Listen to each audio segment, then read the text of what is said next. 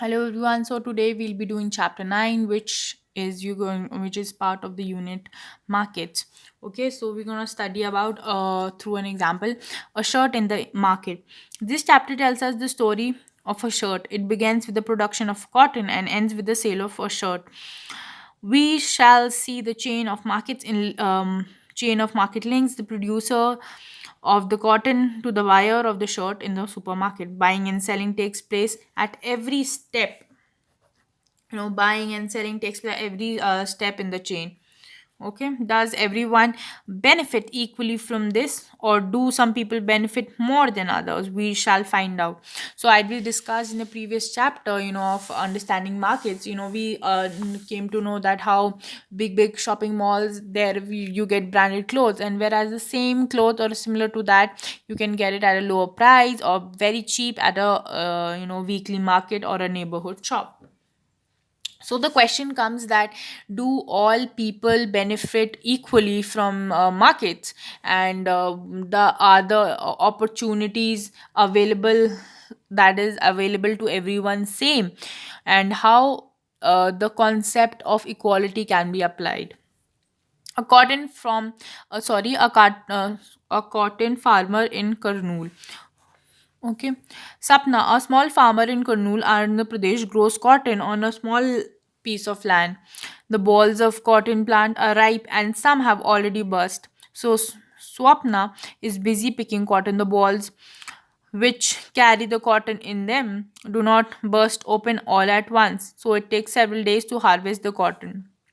Once the cotton is collected, instead of selling it to the Kurnool cotton market, Swapna and her husband takes the harvest to the local trader. At the beginning of the cropping season, Sapna had borrowed rupees 2500 from the trader at a very high interest rate to buy seeds, fertilizer, pesticides for cultivation. At that time, the local trader made Swapna agree to uh, another condition. He made a promise to sell all cotton to him.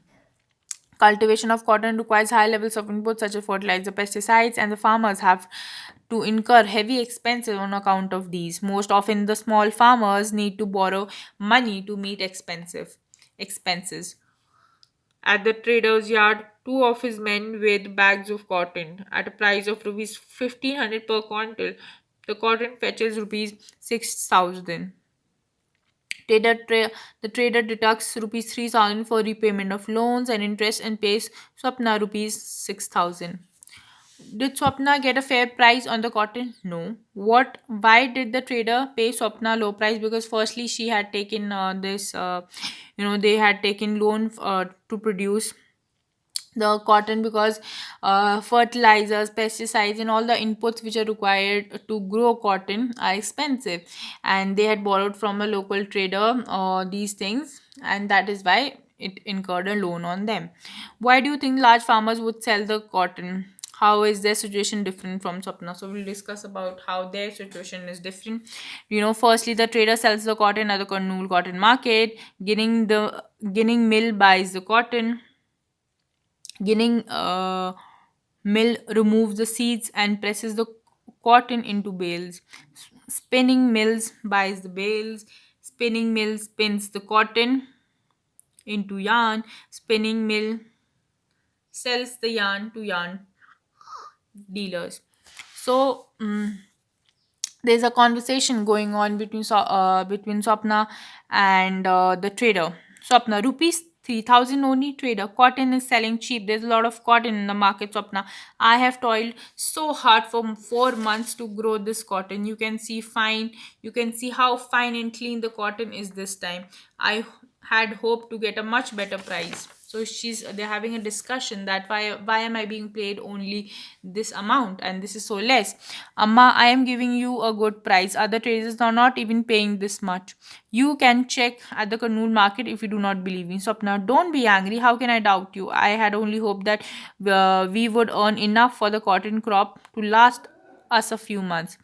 Though Sapna knows the cotton will sell for at least rupees 1,800 per quintal, she doesn't argue, even when she knows that she knows that she cannot argue further because the trader is a powerful man in the village, and the farmers have to depend on them because they give them loans, not only for cultivation but also, to meet other exigencies such as illness, children's school fees, and also there are times in the year when there is no work, and that means no work, no source of income, so they have to borrow money, which is the only means for survival. Swapna's earning from cotton cultivation is barely more than what she might have earned as a wage laborer. So when she compares between what she has made earn, and what the wage laborers, who go out and earn every day, like a, who maybe we talked about the labor chalk in one of the chapters. So she compares and she can hardly see a difference, and she says the amount they earn, we also equally earn the same amount. So now let's discuss the cloth market of Erode. Erode's bi-weekly cloth market in Tamil Nadu is one of the largest cloth markets in the world. A large variety of clothes is sold in the market. Cloth that is made by weavers in the village around is also brought here for sale. Okay. Around the markets are offices for cloth merchants who buy this cloth. Other traders from many South Indian towns also come and purchase cloth in this market. Okay. On market days, you would find weavers bringing cloth that has been made on order from the merchant. These merchants supply cloth on order to garment manufacturers and exporters around the country. They purchase the yarn and give instructions to the weavers about the different kind of cloth that is to be made. In the following example, we can see how it is done. See, this is a typical shop in Erode where buying and selling is done, and then we are here. So we can see three pictures: one, two, three. Uh, the here the first this in the first picture, this is a merchant's shop in the bazaar. Over the years, these traders have developed extensive contact with government firms around the country, from whom they get orders. These traders purchase the yarn thread from others. Then second, this weavers, the weavers live in villages around and take the yarn supplied by these traders to their home, and where the looms are located in sheds adjacent to their houses. This photograph shows a power loom in one such home. The weavers and the family spend long hours working on these looms. Most weaving units have about 2 to 8 power looms on which the yarn is woven into cloth. A variety of sari, clothes, shirts, ladies' dress material, and bed sheets are produced in these looms. Third, they bring back the finished cloth to the trader, and here they can be seen getting ready to go to the merchant in in the town. The traders keep an account of the yard given and pays them money for weaving it into cloth. Okay. So putting out system, weavers producing clothes at home. The merchant distributes work among the weavers based on the order he has received for cloth.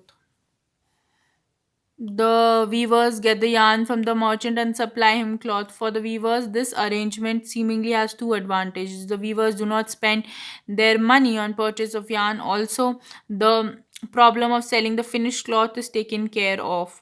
Weavers know from the outset that what cloth they should make and uh, how much out of it is to be woven.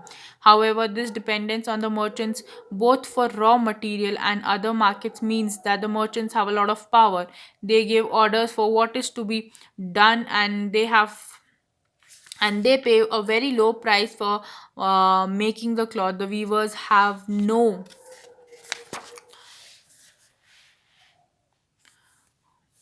okay, sorry. The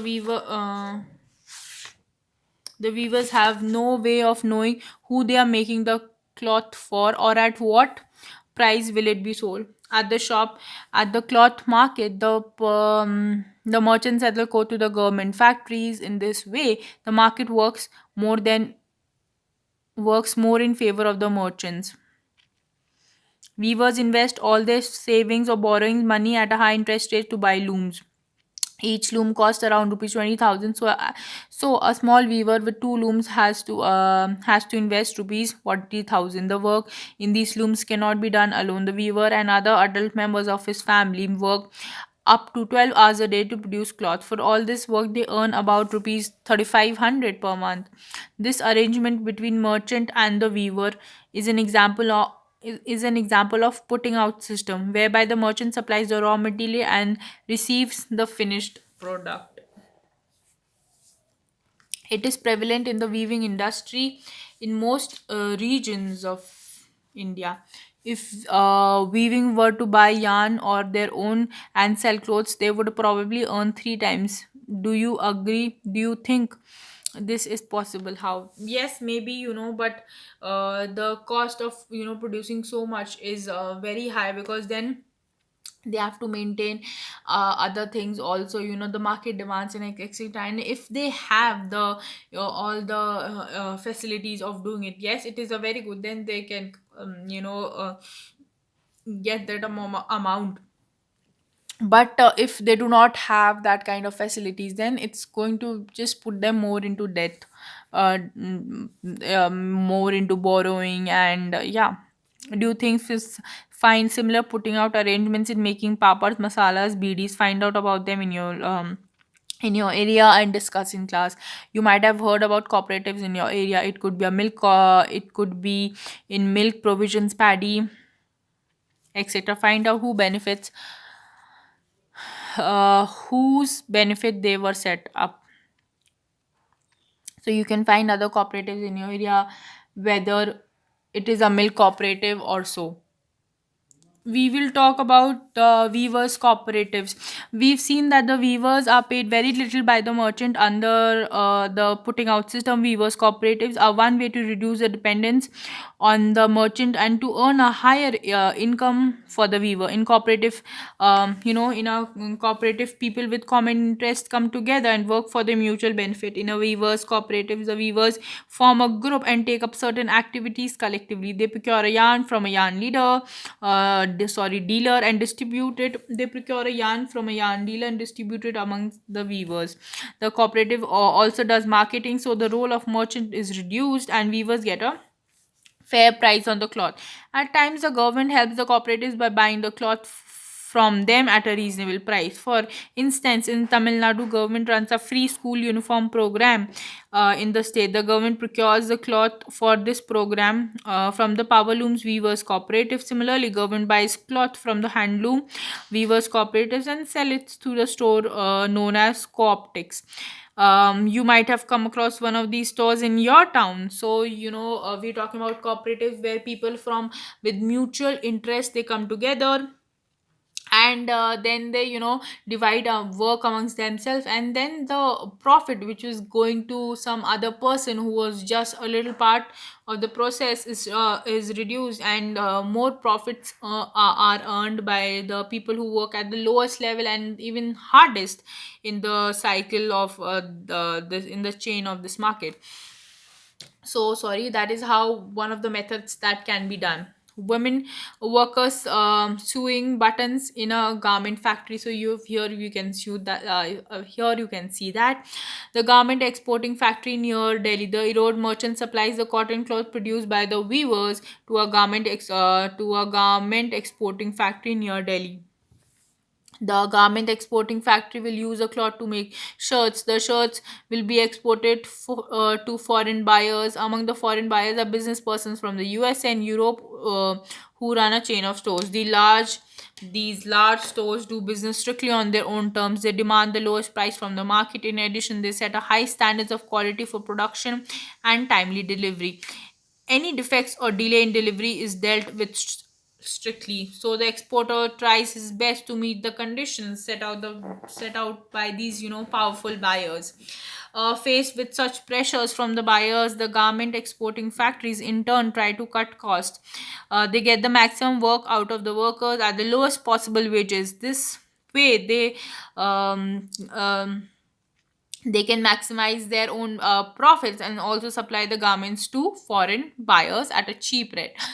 So we've seen the chain that after the weaving is done and the cloth is produced, finally it has to be, it might be exported to foreign countries where big brands, they use it to make garments. And these exporting is strictly done on tight rules and regulations, which are most which are mostly benefit these big business houses who make such demands that they want the best quality and also at a lowest price. So it is fine, it is the people, weavers or people who sell clothes, the weaved this you know cloth, who suffer the most, because then they have to cut out at other costs, such as the amount they give to other people to make it, or other item cuts have to be done. And that is why how powerful these buyers become. Okay, what are the demands foreign buyers make the garments exporters? Why do the garments exporters agree to these demands? Because maybe they are getting the best profit out of, by selling it to them. That might also be the reason. Then, other than that, they might buy these cloths in big bulk, so that might also be profitable to them. And other reasons, they are just this is a chain of markets, that how it is transported from here to there. How do garment exporters meet the conditions set out by foreign buyers? So they, of course, we've discussed that they cut other kinds of their costs, such as the ones that are already listed here. The impacts government factory has 70 workers. Most of them are women. Most of these workers are employed on a temporary basis.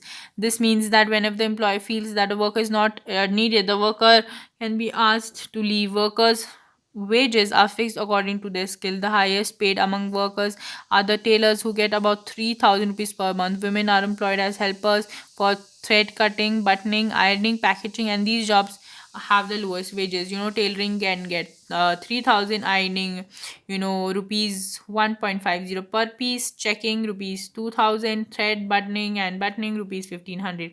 The shirt in United States. Number of shirts are on display at a large cloth shop in United States and a price at $26. That is, each shirt sells for $26 or around 1,200 rupees. Use a diagram shown in the market to fill the following blanks. So see,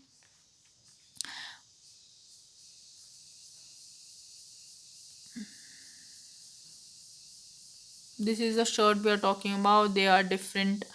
What cost the this thing or what? So okay, 9, 10, 12. So the total price of this shirt is 1,200 Indian rupees.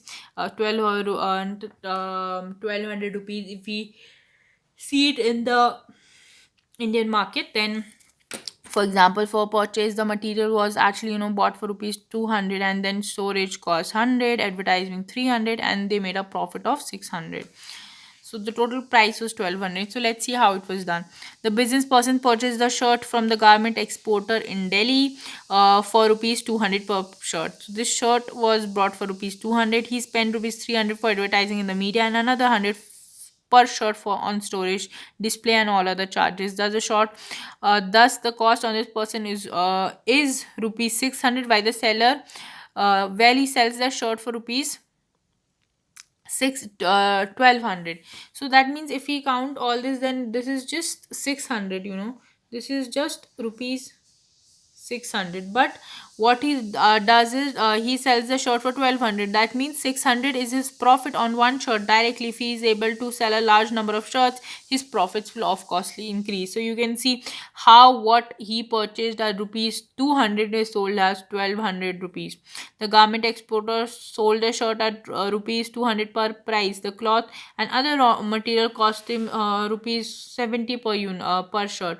The workers wages cost another rupees 15 per shirt. The cost of running his office came to rupees 15 per shirt. 15 per shirt. Can you calculate the profit per shirt for the garment exporter? So the profit is rupees 100. So that's what we are talking about. Who are the gainers in the market? A chain of market links the producers of cotton to the buyers at the supermarket. Buying and selling takes place at every step in the chain. Let us recall who were the people who were involved in this process of buying and selling. Did they all gain? Did they all gain as much? There were people who made profits in the market, and there were some who did not gain as much from this buying and selling. Despite their having toiled very hard, they earned very little. Can you place them in a table shown below? So who gained in the market? Of course it was the merchant and the exporter. People who didn't earn as much are the workers and the weavers. Okay, so now we talk about more market and equality, the main important concepts of this chapter. The foreign business persons made a huge profit in the market. Compared to this, the garment exporter made only we're talking about garment exporter, we're talking about business. Garment exporter made only moderate profit. On the other hand, the earning of workers, the workers at the garment factory are barely enough to cover the day-to-day needs. Similarly, we saw a small cotton farmer and the weaver at Erode put in long hours of hard work, but they did not get a fair price in the market for what they produce. The merchants or the traders are somewhere in between. Compared to the weavers, they've earned more, but still less than the exporter. Thus, not everyone gains equally in the market. Democracy is all about getting a fair wage in the market. Is about getting a fair wage in the market, whether it is Kanta or Swapna. If families don't earn enough, how would they think of themselves as equal to others? Similarly, it is for the market people also. If they don't earn equally, how they are going to be you know um, thought as equal? How is democracy going to play a role, which is all about getting also about getting fair wage in the market? On the other hand, the market offers people opportunities for work and to be able to sell things that they grow or produce. It could be a farmer selling cotton or a weaver producing cloth. On the other hand, it is usually the powerful and the rich people who make profit, that get the maximum earnings from the market. These are the people who have money and own factories, the large shops, the large land holdings, etc. The poor have to depend on the rich and powerful for various things. They have to depend for loans, as in the case of Swapna, for who was a small farmer, for raw material and for marketing of their goods. Weavers in the putting out system, and most often for employment workers at the garment factory. Because of this dependence, the poor are exploited in the market. There are ways to overcome these, such as forming cooperatives of producers or ensuring that laws are followed strictly. In the last chapter, we will read about how one such fish markers cooperatives was started on the Tawa River. So, did you know that the ready-made clothes that you buy require the work of so many different persons? So, finally, the material, the goods which is you see on these display now in this the market, now know that how much work has gone on by the weavers, the workers who've actually sewed the buttons and so on. So now you know. What made Sapna sell the cotton to traders of selling instead at the Kannur market? We've already know, because she had taken a loan. Describe the conditions of employment as well as the wages of workers in the garment exporting factory. Do you think the workers get a fair deal? No, they do not get. Uh, think of something common that we use. It could be sugar, tea, etc. Discuss the through chain of market, that what market this reaches to you. Can you think of what people uh, think of the people that help in the production of trade? Among arrange the statements given alongside in the correct order, and then fill in the numbers in the cotton balls accordingly. The first two have been done. So these are the, some of the statements which are given. You have to put them in a proper order. Okay. So uh, and now let's first discuss the glossary. Glossary is, what is a ginning meal? A factory where the seeds are removed. Ginning meal is basically a factory, where seeds are, all these cotton, balls. They have seeds. So the seeds are removed, the cotton is then crushed into bales, and then they are, pressed to be something, so that they can easily spin into thread. Exporter, person whose exporter means export, import, somebody who brings in. Ex matlab somebody who sells goods abroad. Then profit, the amount of, so when we talk about profits, the amount that is left or gained from earnings after deducting all the cost. If the costs are more than the earnings, it would lead to a loss. So profit, simply, if you've put 100 rupees, and all the things, that have gone into producing it, if I'm making this pen, and all the pen, whether, putting ink, or getting inside the this grip, and everything has cost me rupees 20, and when I sell it for 100 rupees. That means I'm making a profit, because my producing cost was only 20, whereas I'm selling it at 100. That means I'm making a profit of rupees 80. So that's how it is. And then, yeah, that's all. I think we've completed the chapter. Take care of yourselves, and be healthy and enjoy. Bye.